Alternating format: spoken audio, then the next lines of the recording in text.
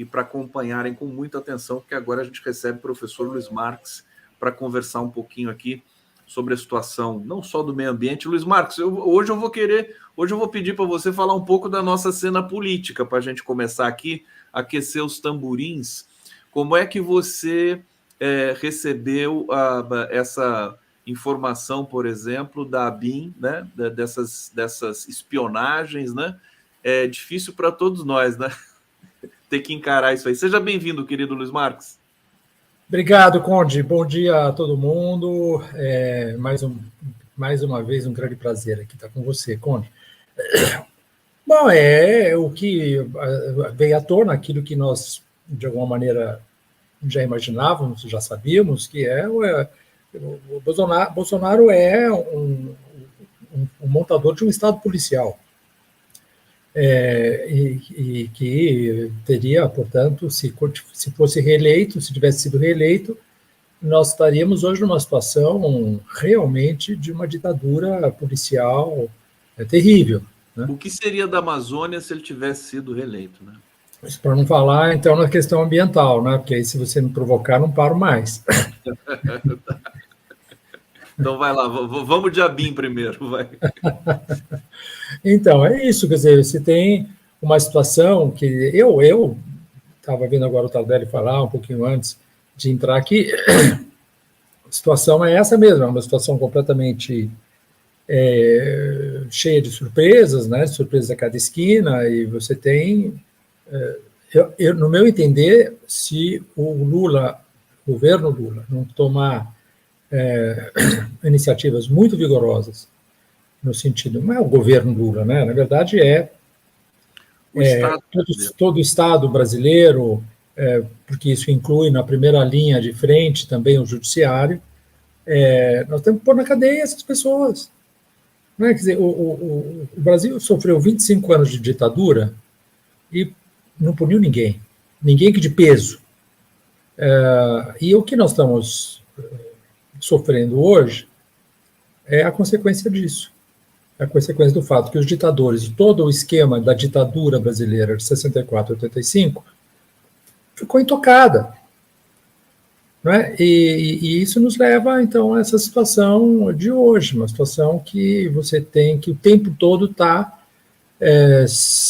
tentando responder a uma organização militar, policial e de extrema-direita, fascistas, para não falar nos grupos neonazistas lá do sul do país, que existem a rodo, e que agem como se nada, né, como se fossem intocáveis.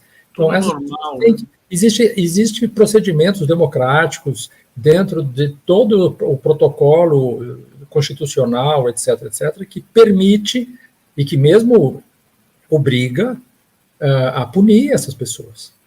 Então, o que eu acho que nós precisamos ter no Brasil é o cumprimento da lei. Né? Vamos melhorar as leis? Vamos, óbvio. Tem que melhorar muito as leis. Mas existem leis que não estão sendo aplicadas. De tudo, Conde. Se você abre o jornal todo dia, você vai ver o quê? Milionários que não pagam impostos, por exemplo. Não acontece nada. Não acontece nada. Você já viu um milionário ir para a cadeia? No Brasil? Não tem, mas precisa. Precisa, porque esse nível de permissividade é antidemocrático. No máximo, o milionário ganha uma tornozeleira para ficar na sua casa de campo, que tem piscina, sauna, cinema e tudo mais. Conspirando de lá, entendeu? Conspirando, exatamente. Conspirando.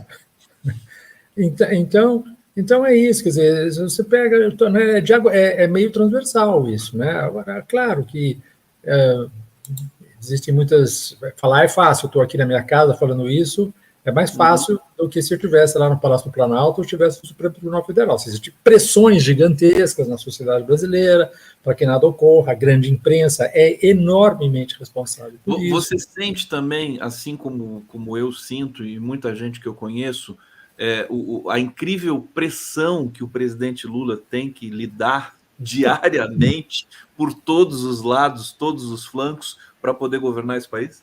Então, isso é um elemento central, né, que você está falando, é um elemento central. Existe uma quantidade gigantesca. de todas as partes. Né? Você pega...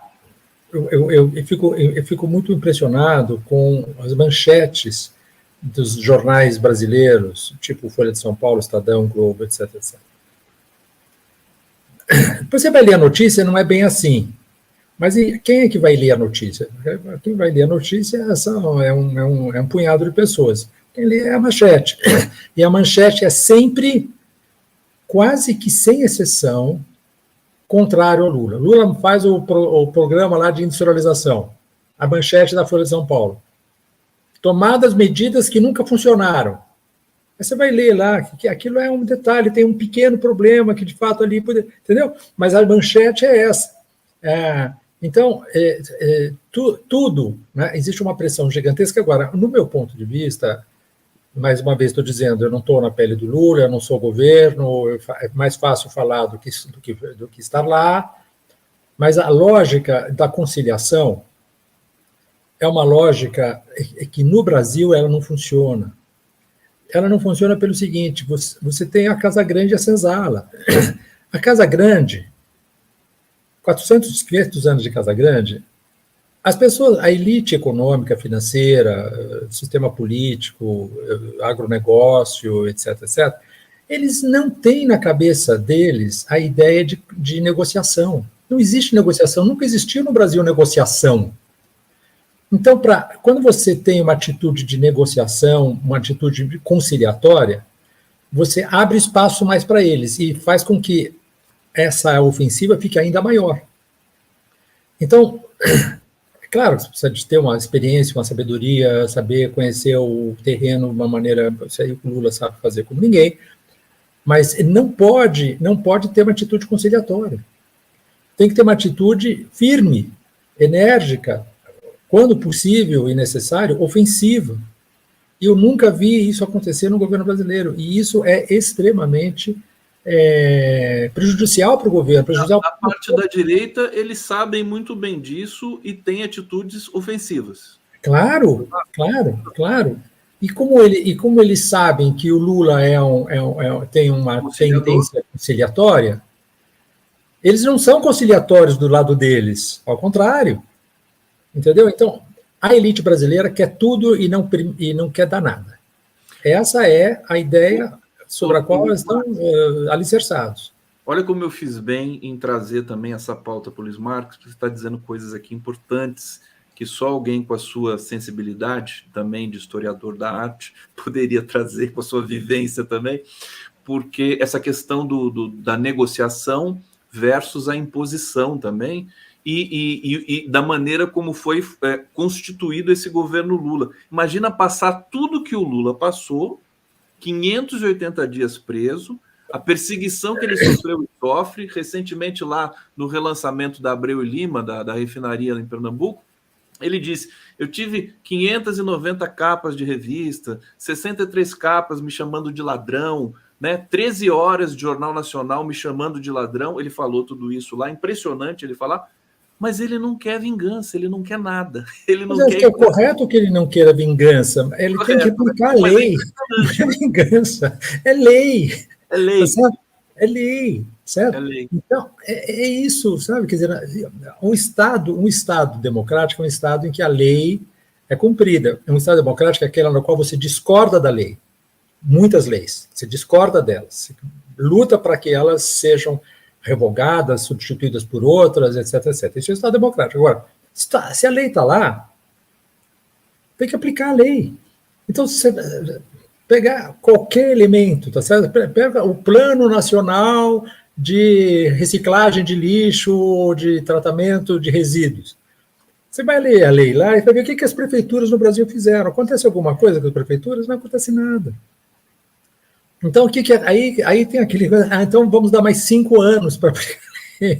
Mas não, estava escrito que tinha um prazo lá, já, entendeu? Não foi cumprido. Se não foi cumprido, bota um processo em cima do cara, pune. É assim, certo? Se você está guiando lá no seu carrinho e você passa o sinal vermelho, o que acontece? Você é punido. E é normal que seja assim.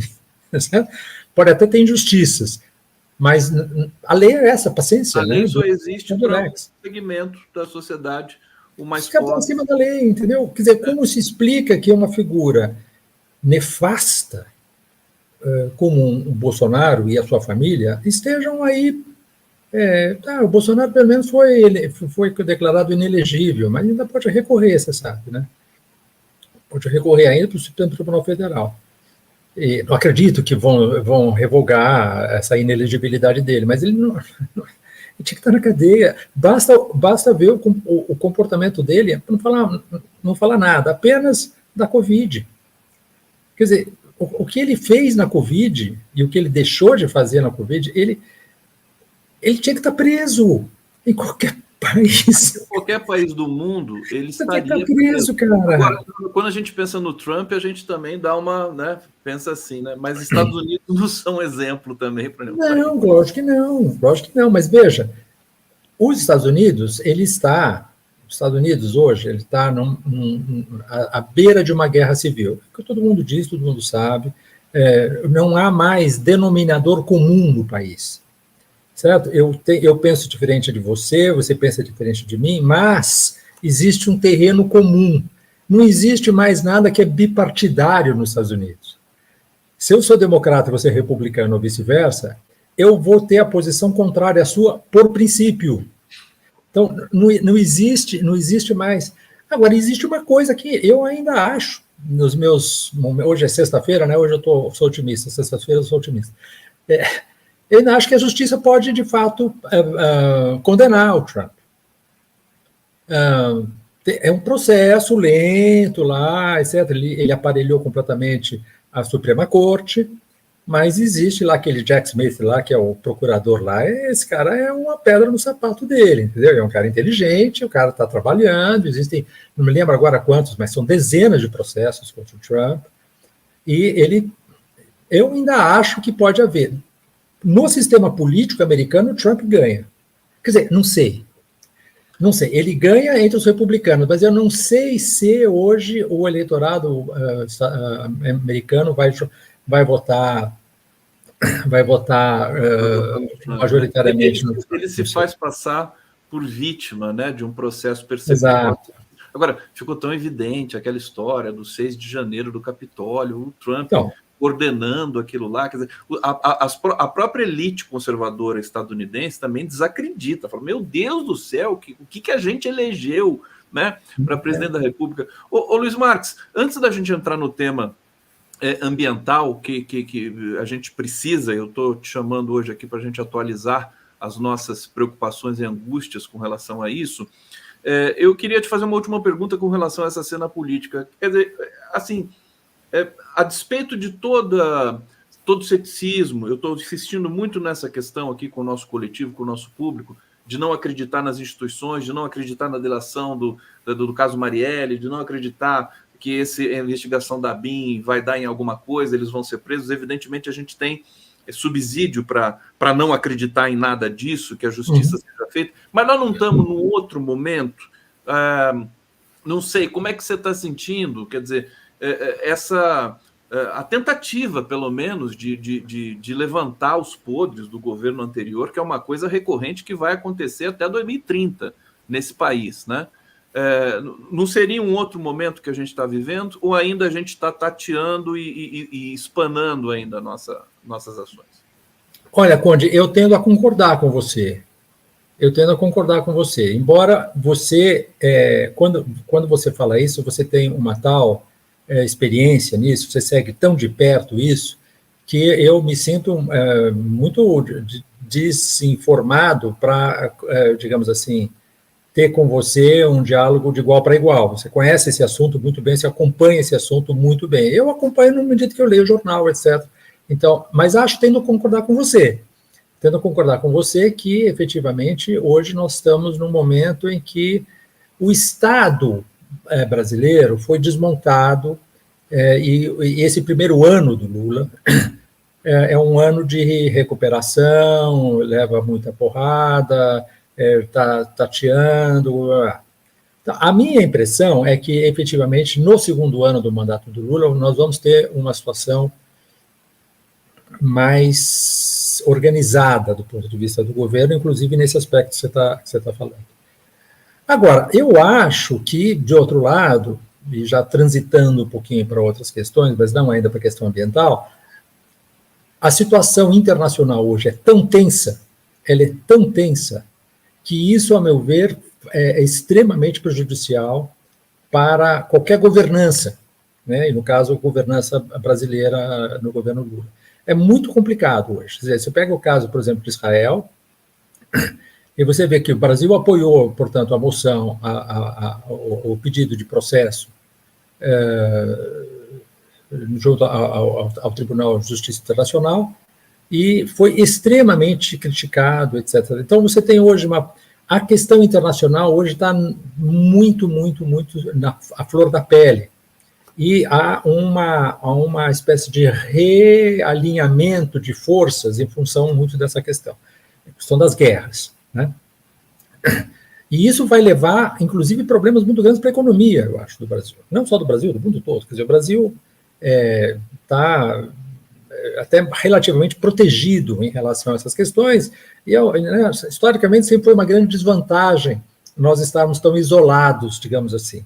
Hoje é uma vantagem. Hoje é uma vantagem. A posição geopolítica do Brasil hoje é uma vantagem exatamente por causa do isolamento.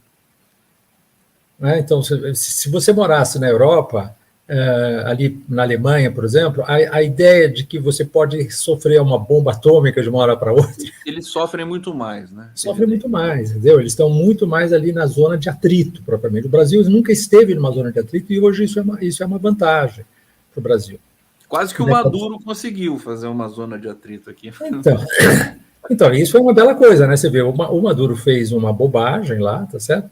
Uma bravata, e teve que recuar. Por quê? Porque o Lula falou, olha, eu não... Aqui não. Falou menos para ele. Isso. Entendeu? Então, e aí você vê claramente que ele aí afinou, né? Afinou. Então, eu acho que o América do Sul, nesse aspecto, mas vai ser muito complicado. Mas nós temos, desculpa até te interromper, Luiz Marcos, porque nós temos a situação da Argentina ali, que é um capítulo à parte agora. Nós vimos o que aconteceu no Equador, o que está acontecendo na América Central, Guatemala, Nicarágua, o Peru, né? É uma situação... eu não sei se eu tenho memória de uma América Latina... né, conflagrada, assim, à exceção, curiosamente, do Brasil, mas o Brasil está passando por uma outra experiência, quer dizer, de milícias dominarem a política e o judiciário, né, no Rio de Janeiro, esse caso da delação da Marielle. Eu interrompi você estava completando, por favor, então, complete, que daí eu vou...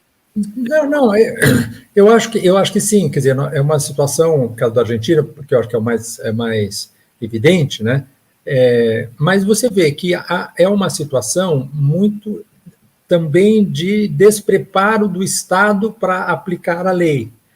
Quer dizer, você vê o que acontece no Rio de Janeiro, São Paulo também, imagina, a gente fica falando do Rio de Janeiro aqui, São Paulo está igual. Se São Paulo fosse uma maravilha. São Paulo fosse, né, um Zurique, né? E na Amazônia, né, toda aquela região da Amazônia está completamente tomada pelo PCC e por outros grupos de crime organizado, etc. Mas é uma questão de organização do Estado. Você tem que ter uma justiça, você tem que ter uma polícia bem aparelhada, bem informada, com capacidade de repressão, sabe, não é simplesmente o cara sair dando tiro para todo lado, você tem que ter uma polícia efetiva, então é uma questão de organização do Estado, e eu acho que isso é fortemente uma das consequências daquilo que todo mundo chama de neoliberalismo, sei lá como é que chama isso, eu tenho um pouco já cansado desse termo neoliberalismo, mas em todo caso, vamos chamar isso mais uma vez, ou seja, uma ideia de que o Estado é o problema e não a solução. Né? Então, que está mais do lado da solução, na realidade, do que do lado do problema, porque você tem que criar um Estado. Agora, que tipo de Estado você vai criar, aí a gente vai discutir. Mas a ideia de que numa sociedade como a nossa, nós tenhamos déficit de Estado é completamente inaceitável. Nós temos que ter uma presença muito forte do Estado, desde o lixeiro da rua até o crime organizado. Certo? Haja visto o que está acontecendo com as fornecedoras de energia pelo Brasil inteiro, né? Que estão deixando todo mundo na mão, né? Em São Paulo, Porto Alegre. Ô, Luiz Marcos, você, durante essa semana, me mandou umas notas aqui. Evidentemente, o público aqui está muito ávido também para ter informações sobre esse tema. Eu queria que você comentasse um pouquinho o assassinato, né, dos pataxós, da liderança indígena pataxó na Bahia, que é emblemático também, né? Você ficou muito tocado por isso, como todos nós aqui. O que você poderia dizer para a gente desse crime bárbaro, que inclusive o Roberto Tardelli disse aqui, né, que eles filmaram antes, né, a programação desse crime e jogaram nas redes, quer dizer, uma coisa de brutalidade singular. Explícita, né? Explícita. Exatamente, é o último aí, ou mais um dos desafios lançados pelos foras da lei contra o governo. E se o Lula, nesse caso preciso, não reagir de uma maneira muito severa, ele vai perder a autoridade. Né? Então, essa questão da autoridade do Estado é extremamente importante. Né? Nós estamos hoje diante de um assalto ao poder, através exatamente das milícias, através dessa mancomunação entre parte do sistema político, entre os quais o grupo bolsonarista e o crime organizado, que é fulcral para que exista a possibilidade de governança. Quer dizer, se não houver uma punição exemplar capaz de dissuadir, né, a continuidade desse tipo de crime, na Bahia, no centro-oeste, no norte do país, sobretudo no sul do país também, né, onde você tem comunidades tradicionais, sejam elas indígenas, sejam elas de outro tipo, ribeirinhos, quilombolas, etc., etc., e essa turma é assediada porque eles são muito vulneráveis, e assassinados, e etc. Se não houver presença do Estado ali, isso não tem fim. Isso não tem fim. Porque o programa do bolsonarismo, o programa seja a instauração de um Estado policial fascista, seja a desordem completa. A desordem completa, eu faço o que eu quero, eu vou aqui, quem está armado ganha. Entende? Então, o que é o Estado, Conde? O Estado é quando o mais fraco, o direito do mais fraco, prevalece sobre a força. Se o Estado não faz isso, ele está do lado da... Ele deixa de existir, ele deixa de ter função, entende? Ele deixa de ter função.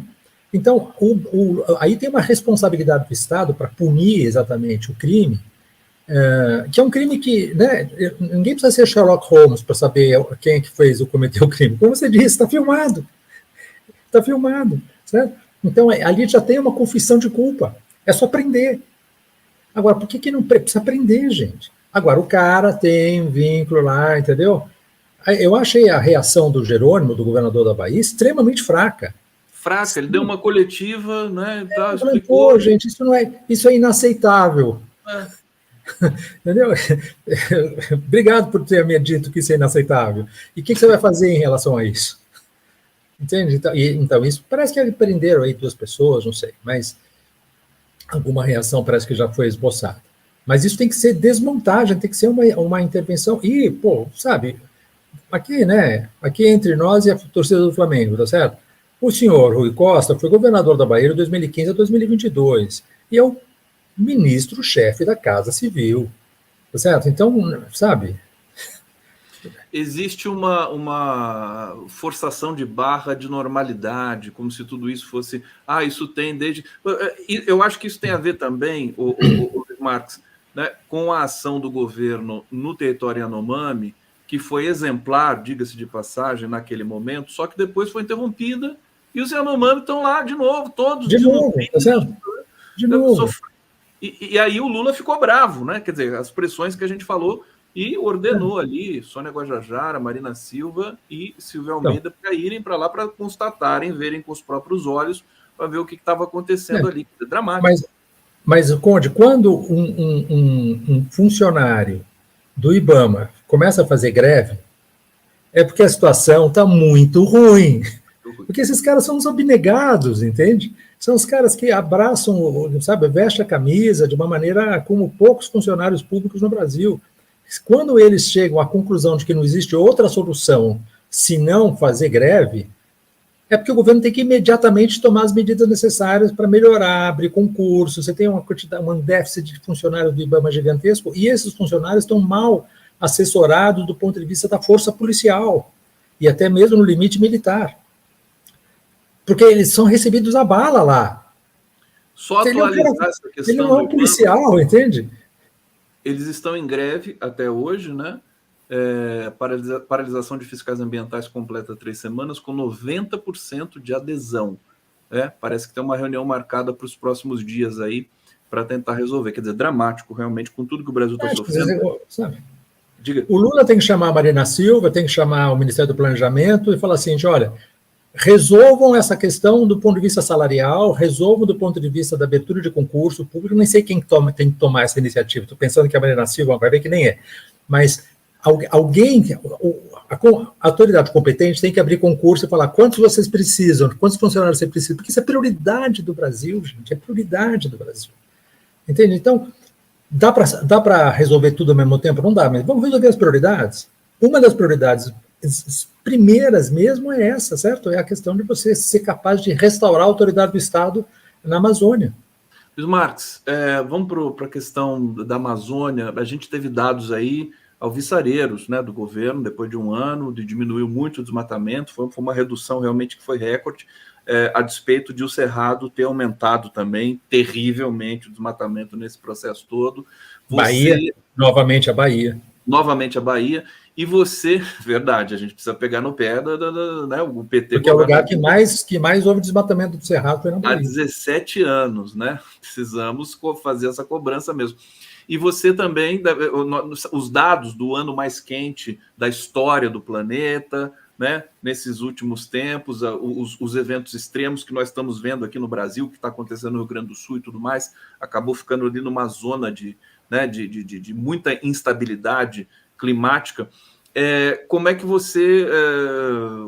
qual é o atual estágio desse processo de proteção no Brasil? Você que está sempre muito envolvido com essas questões. Você me mandou uns gráficos também, se você quiser eu coloco aqui na tela. Se você quiser pôr, tá bom, tá ótimo. Mas olha, veja, eu acho que efetivamente, ontem saiu na imprensa especializada, e saiu na imprensa também geral, que o aumento gigantesco do aquecimento no Atlântico Norte, que é uma das causas dos incêndios da Amazônia, não é só o El Niño, não se deve, o grande salto no aquecimento médio global e em várias regiões, não se deve preponderantemente ao El Niño. Porque o El Niño, né, as pessoas tendem a falar, o El Niño, então é um episódio, vai passar, depois vai voltar à normalidade. Não, o El Niño é um dos fatores apenas, e não é o mais importante nesse processo de salto de aquecimento de forma geral. Um salto que mesmo os cenários mais pessimistas não previam. Quer dizer, um aumento de 0,6 na média global. Hoje nós estamos falando, você tem pequenas divergências entre as grandes agências de mensuração do aquecimento, porque cada uma dessas agências tem bancos de dados um pouco diferentes, estão medindo em lugares diferentes. Mas o que você tem hoje? Pega as três maiores, o Met Office da Inglaterra, o Copernicus da Europa e o Berkeley Earth dos Estados Unidos. Esses três mostram o quê? O mais otimista está falando em 1,44. Um aquecimento médio, global, superficial do planeta, terrestre e marítimo combinados, em relação a esse período que é convencionalmente chamado período pré-industrial. Tá bom? Então, o que o Met Office fala? Fala em 1,44. 1,44. Estamos... O Met Office fala em 1,48. O Copernicus fala em 1,48. E o Earthly Burke fala em 1,54. Quer dizer, nós estamos em torno já de 1,5. O que é 1,5? 1,5 é aquela aquele marco, aquele patamar de aquecimento que era necessário evitar desde o texto do Acordo de Paris de 2015. Os cientistas falavam que 1,5 ia acontecer só nos anos 30. Entre 2032 e 2050, falava o IPCC, entre 2032 e 2050. No final dos anos 30. Nós estamos fazendo isso, acontecendo isso em 2023, 2024. Possivelmente, quando o El Niño passar, vai diminuir novamente o aquecimento de 0,1, mas nós vamos agora estar já num outro patamar. Nós estamos num outro patamar. E é irreversível.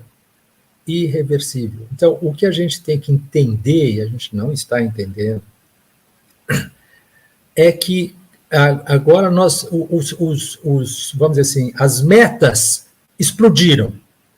Tá? As metas fracassaram, nós estamos galopando agora para 2 graus Celsius.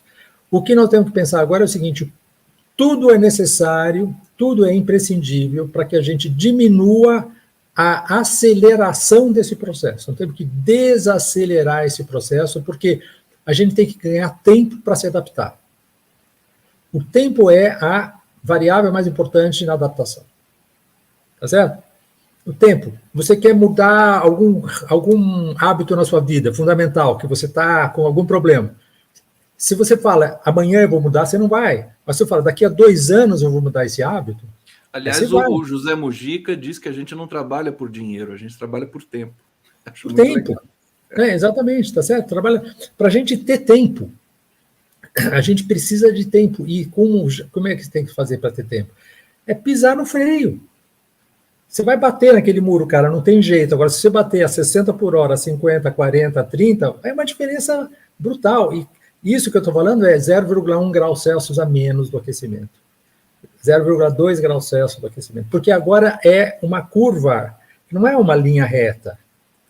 Né? É uma curva. Exatamente, tá certo? Então você está aí exatamente com essa questão. Está vendo onde que está? Onde é que está em 2023? Olha ali o pontinho final, já está mais perto de 1,6 do que de 1,5. Está vendo? Está mais perto. Isso aqui é o Hadley Center, é o Met Office. Então, é uma situação... Também, né? Olha isso, está vendo? Isso aqui é bem interessante, olha só. O que você está vendo aqui? Ó? De janeiro a dezembro de 2023, né? De cada ano. Né? De cada ano. E pega aquela linha preta ali, ó, finalzinho, entre 2011 e 2023. Está vendo ali em cima? Está escrito 2011 e 2023, tendência. Qual é a tendência? Mais 0,33 graus Celsius por década. A cada década, a temperatura média global do planeta, desde 2011 a 2023, mas a cada década ela está aumentando 0,33 graus Celsius. O que significa isso? Significa que a cada 3 décadas você aumentou 1 grau. 0,33 por década, multiplica por 3 e você tem 1 grau. 1 grau. Olha, a gente demorou de 1915 de 1920 a 2015.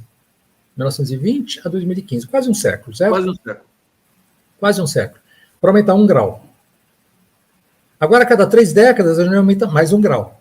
Parece a proporção da população, né? Porque também... É geométrica, exatamente. Chegar a 1 bilhão foi tanto tempo, depois para dobrar foi menos, depois para dobrar foi menos. Exatamente. Só que agora a população, graças a Deus, está diminuindo agora a aceleração dela, né?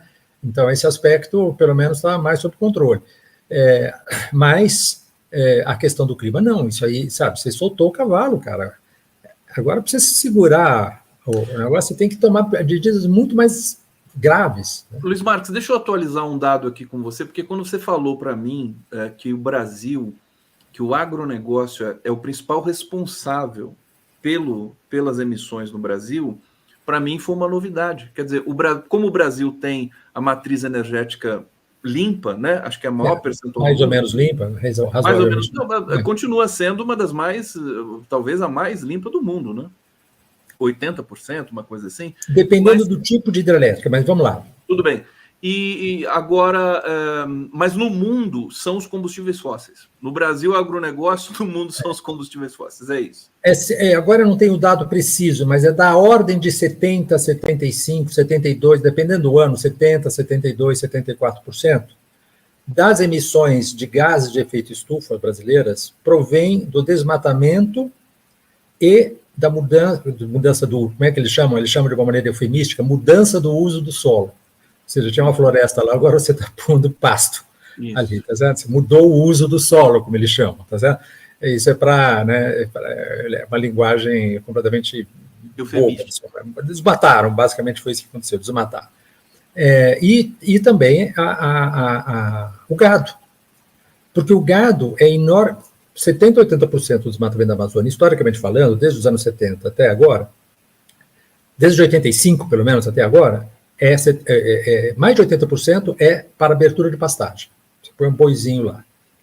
Esse boi, por sua vez, nós temos hoje uma gigantesca, o maior rebanho do mundo de gado, maior que da Índia.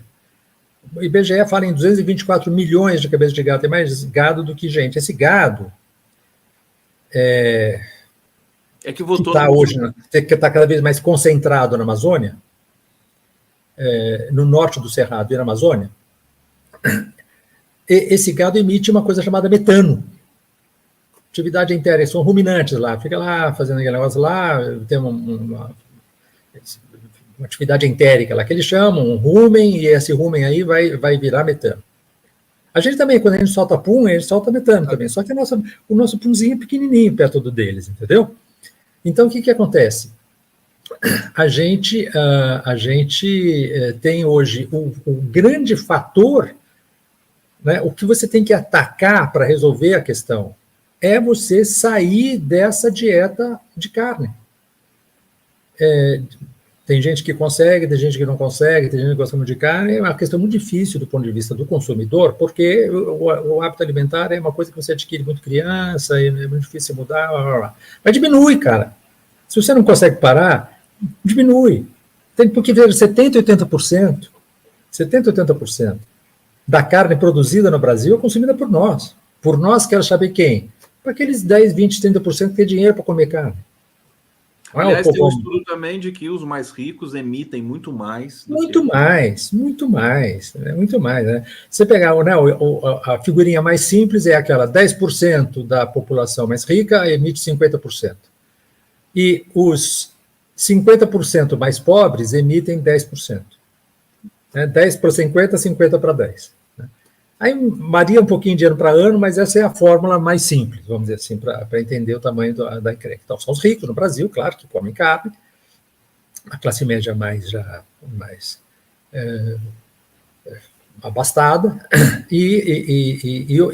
agora, o resto, que a gente fala soja, para que serve a soja, Conde? Para ração animal. Para ração animal. Pra porco, galinha e peixe.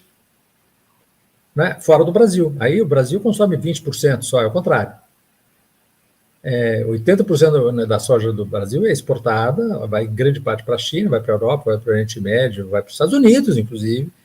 E aí você tem, basicamente... Luiz Marcos, só para... A gente está chegando aqui no nosso fim, do fim da sua participação, sempre importante aqui para nós. Agora, você está...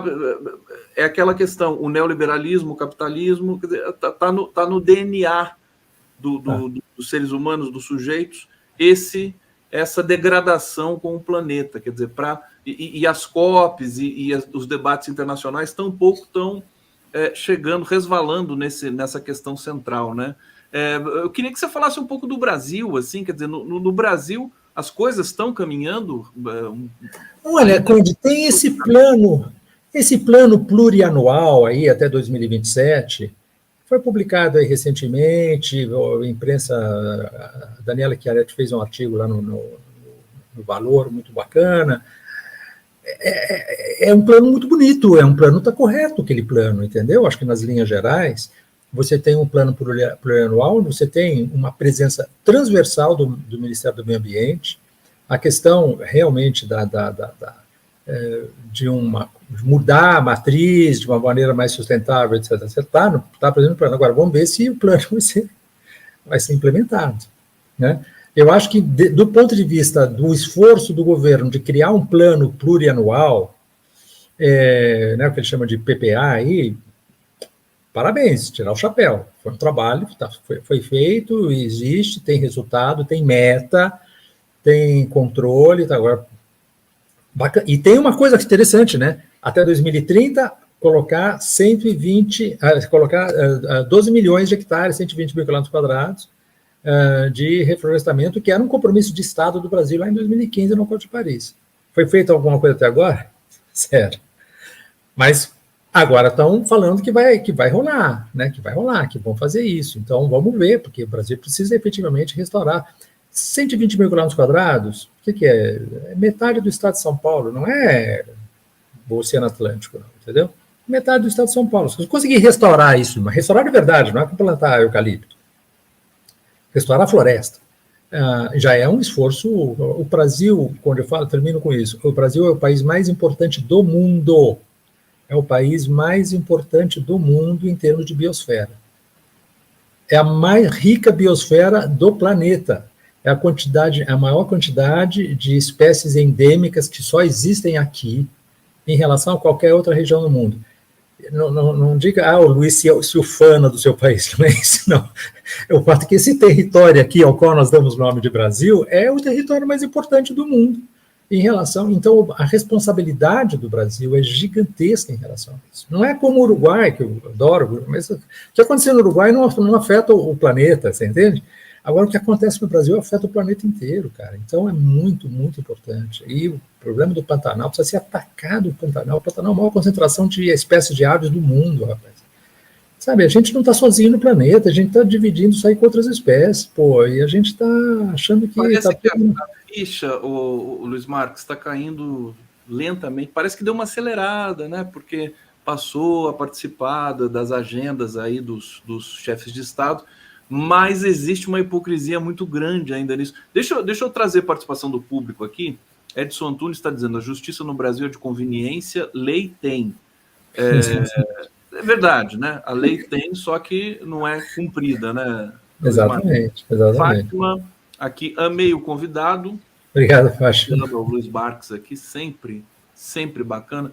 Maria Aparecida Guglielmi, o sujeito cria gado e se diz preocupado com o meio ambiente. Exato. Rodrigo, doutor Luiz realmente agrega o debate, ótima escolha.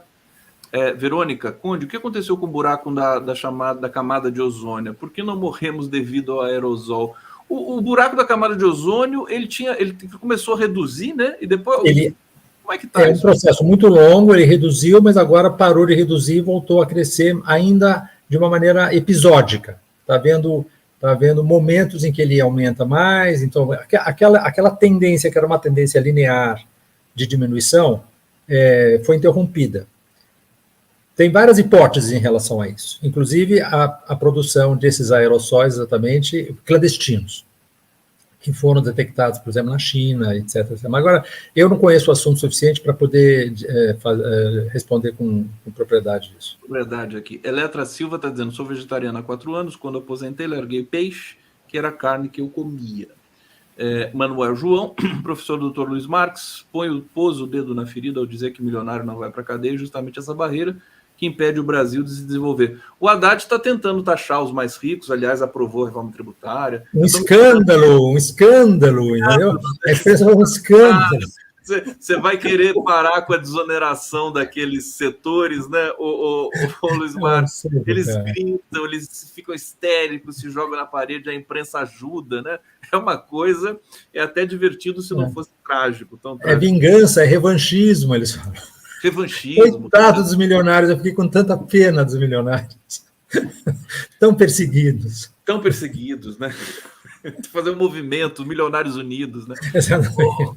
Luiz Marques, sempre bom conversar contigo, obrigado pela sua presença aqui, pelos comentários também sobre a cena política. Logo você volta para a gente atualizar tudo isso por aqui.